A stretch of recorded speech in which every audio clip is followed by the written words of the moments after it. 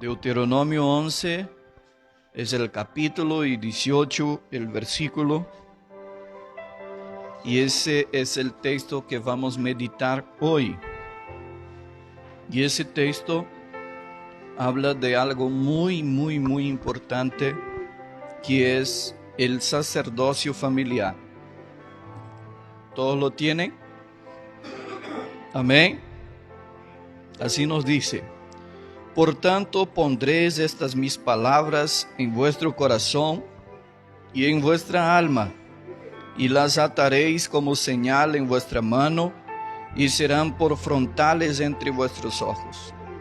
Y las enseñaréis a vuestros hijos, hablando de ellas cuando te sientes en tu casa, cuando andes por el camino, cuando te acuestes y cuando te levantes. Y las escribirás en los postes de tu casa y en tus puertas, para que sean vuestros días y los días de vuestros hijos tan numerosos sobre la tierra que Jehová juró a vuestros padres que les había de dar, como los días de los cielos sobre la tierra. Amén. Queridos, observen que ese texto por él mismo ya es un mensaje para todos nosotros aquí. Si yo ni quisiera comentar nada sobre él o sobre estos versículos, ellos por sí mismos ya nos traen una enseñanza. El libro de Deuteronomio es un repaso de todo lo que Dios había dicho a Moisés acerca de todo lo que él iba a hacer con su pueblo y de lo que él quería que su pueblo hiciera en relación a él. En el capítulo 11 y el versículo 18, Dios está hablando por medio de Moisés a Josué y al pueblo de Dios acerca de la importancia que era guardar sus mandamientos. Newton, un físico muy conocido, él llega a decir que para cada acción que hacemos existe una reacción positiva o negativa. Y aquí Dios muestra que por medio de la obediencia a su palabra, el pueblo sería bendecido. Si el pueblo guardara los mandamientos que él describía a todo el pueblo, este pueblo sería muy bendecido. Todos aquellos que tienen hijos, yo tengo dos, todos aquellos que tienen hijos, al criar nuestros hijos, nosotros establecemos también reglas en nuestra casa, ¿verdad? A veces el hijo quiere hacer algo que no es del agrado del papá o de la mamá, y el papá le corrige, a veces con una vara, a veces con la correa, a veces con la sandalia, o también simplemente con una palabra fuerte, ¿no? Ya le estamos tratando de corregir a nuestros hijos. Dios lo que quería con el pueblo de Israel era advertir a ellos que si acaso ellos no obedecieran lo que estaba escrito y los mandamientos que él disponía a su pueblo, ellos no serían bendecidos con todas las bendiciones que él está describiendo en este libro. Por lo tanto, lo que Dios desea, llamando al pueblo de Israel y llamando la atención de cada jefe de familia, es que cada jefe de familia se encargue de sentarse con su hijo, y al sentar con su hijo, él comience a hablar de todo lo que Dios había hecho con ellos y de todo lo importante que es guardar las palabras del Señor. La Biblia nos dice en el libro de Proverbios que debemos buscar la sabiduría. Y al encontrar esta sabiduría debemos atar a nuestro cuello, como las cadenas que los hermanos ponen, ¿no? Como las cadenas se llaman. ¿Sí, Eva? Collar, sí. Los collares. Y ponemos para estar más hermoso, más hermosa, ¿verdad? Para adornar. En realidad Dios desea que al encontrar esa sabiduría, la coloquemos en nuestro cuello por señal de que ella está aquí. Y nosotros vemos entonces Dios diciendo al pueblo que el pueblo debería poner estas palabras no solamente al cuello, más en el corazón, ¿verdad? Salmo 119, versículo de número 11, el salmista dice: en mi corazón guardé tus dichos, tus mandamientos, tu palabra, para no pecar contra ti. Lo que Dios dice es: escribe, coloca como sello mis palabras en vuestro corazón. Y al poner estas palabras en vuestro corazón, en vuestra alma, las ataréis, las ligaréis como señal, dice la Biblia, en vuestra mano, y serán por frontales en vuestros ojos. O sea, habla de que esta palabra debería estar presente 24 horas en todos los días del año, 365 días del año. Esta palabra debería estar presente en nuestras vidas. Observe que el salmista en el Salmo 1, versículo 2 dice, el salmista: antes su placer, su deleite, estar en la ley de Jehová, y en su ley medita de día y de noche. Lo que Dios quiere es que el jefe de familia, y el jefe de familia no es solamente el papá, porque hay familias en que no existe la persona del padre y la madre desarrolla las dos funciones. En mi contexto, en mi creación fue así. Mi padre nos dejó pequeñitos y mi mamá se encargó de criar a todos los hijos, y ella era el padre y la madre a la vez. Nosotros no teníamos padre, pero la viejita era mano dura. Con ella, si no hiciéramos lo que ella estaba diciendo, la correa caía. Y no era solo eso, hermanos.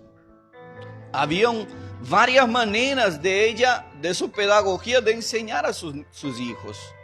Y ella era el sacerdote de la familia, ¿sí o no? El sacerdote. El sacerdote era aquella persona que rogaba a Dios por el pueblo. Era aquella persona que estaba encargada de inculcar a través de la enseñanza los mandamientos de Dios a los hombres, ¿sí o no? Y el sacerdocio de la familia es desarrollado por ti, mamá, o si la familia está constituida por padre y madre, el padre, que es el jefe, es llamado la atención, y es este hombre, este padre de familia, que va a tratar de guiar a los demás. El papá trata de guiar a los demás. La tarea de cuidar de la vida espiritual de la familia, queridos hermanos, fue confiada al cabeza del hogar. ¿Quién es el cabeza? Es el padre de familia.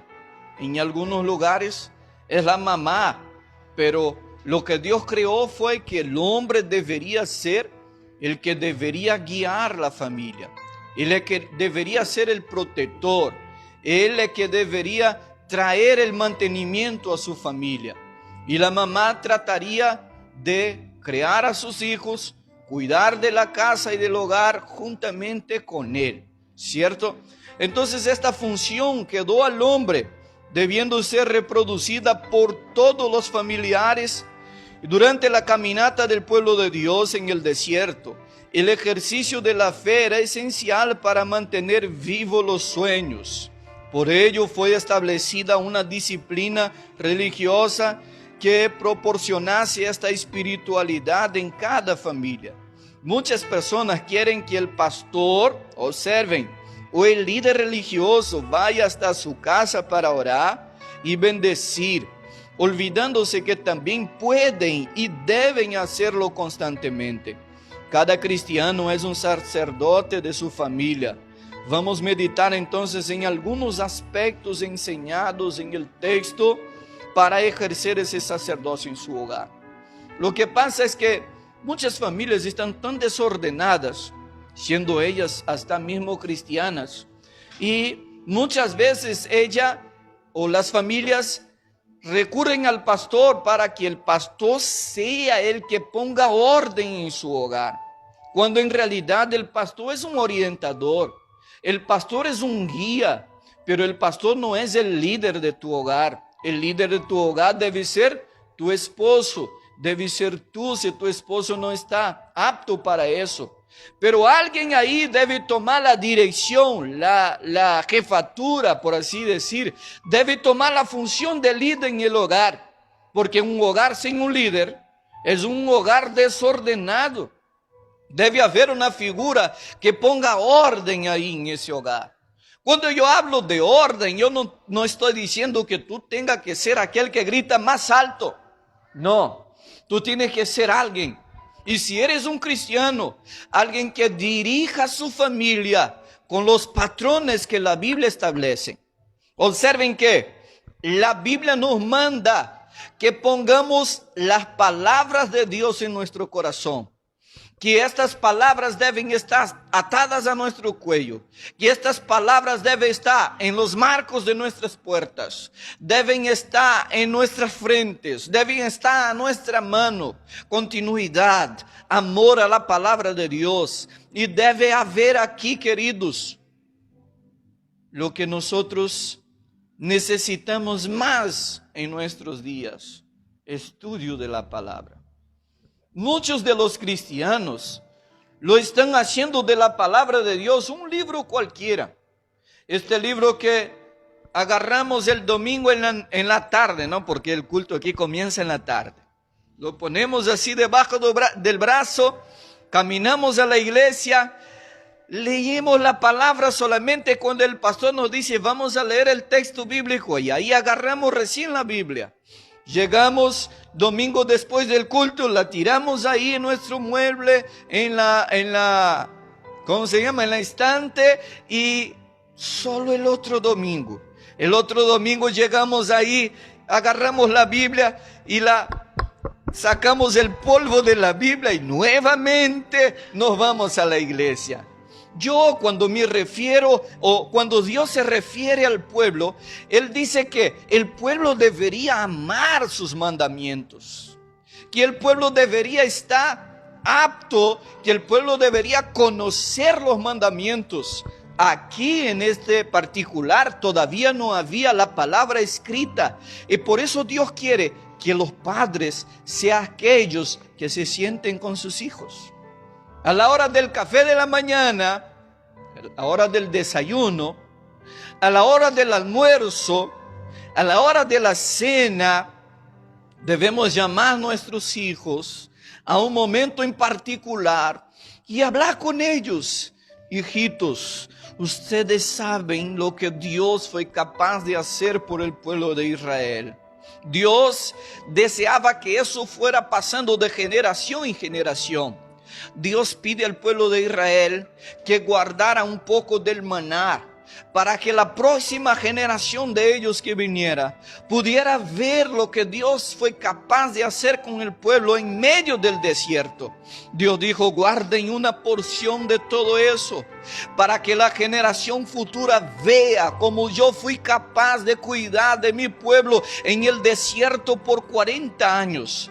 Todos los días dice la Biblia que Dios hacía llover el maná. El maná caía en la tierra y el pueblo de Israel recogía para un día nada más. Para aquel día ellos iban, colectaban y se alimentaban. Alimentaban-se también de carne por un día, no por un mes, no por 10 años, no. Fueron 40 años Dios manteniendo el pueblo, no dejó faltar nada. Lo que Dios está diciendo es que ellos deberían transmitir los beneficios que Dios es capaz de hacer con aquellos que obedecen sus mandamientos.